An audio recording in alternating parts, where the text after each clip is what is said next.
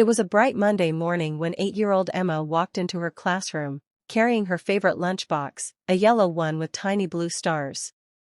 She smiled at her classmates and took her seat by the window, where she could see the playground shimmering under the sunlight. As the school day went on, Emma noticed something unusual. A new student, Lucas, sat quietly in the corner, his head down. He didn't talk to anyone and seemed lost in his own world. During lunch break, when other children rushed to the cafeteria, Lucas hesitated. Emma saw him clutching his empty bag, pretending to search for something inside.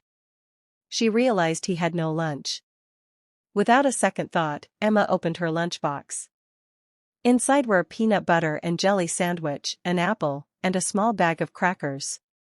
She glanced at Lucas again and made a decision. "Hey, Lucas," she called, walking over to his desk. "Would you like to share lunch with me?" Lucas looked up in surprise. His cheeks turned red, and he hesitated. I don't want to take your food." Emma shook her head with a warm smile. "It's not taking if I'm giving. Friends share, right?" A small smile appeared on Lucas's face, and he nodded. They sat together, munching on the sandwich and crackers. It was the first time Lucas had smiled that day. The next day, Emma noticed another problem.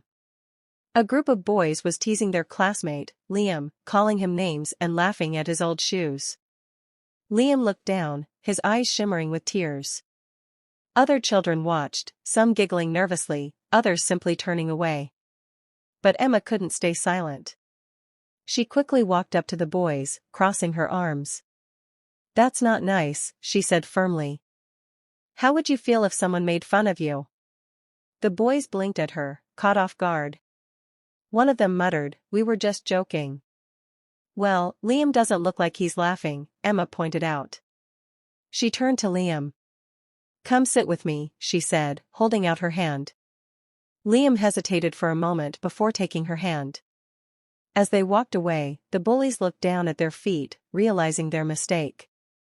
That afternoon, Emma's teacher, Mrs. Thompson, called her to the front of the class. "Emma," she said warmly, smiling at her, "I heard about your kindness today.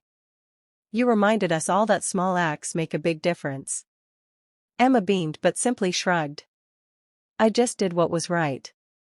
Mrs. Thompson looked at the class. Sometimes, children understand kindness better than adults. Let's all try to be more like Emma. Lucas and Liam grinned at their new friend. And from that day on, Emma's kindness spread, making the classroom a better place for everyone. Because sometimes, the biggest lessons don't come from textbooks, they come from the heart of a child.